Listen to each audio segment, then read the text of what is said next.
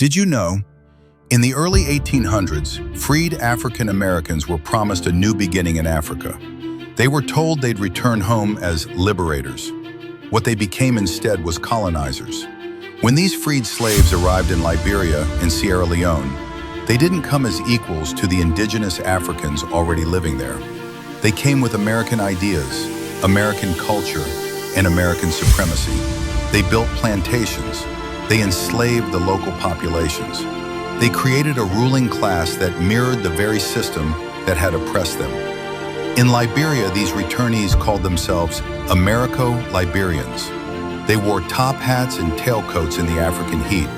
They spoke English and refused to learn indigenous languages. They declared themselves superior to native Africans, calling them uncivilized. For over 130 years, Americo-Liberians controlled Liberia, despite being only 5% of the population. They denied indigenous African citizenship until 1904. They forced them into labor. They took their land. The same story unfolded in Sierra Leone with the Krios, descendants of freed slaves from Britain. They settled in Freetown and created a hierarchy where they sat at the top and indigenous Africans at the bottom. These weren't Africans returning home. These were Americans and British subjects transplanted to Africa, carrying the poison of colonialism in their veins.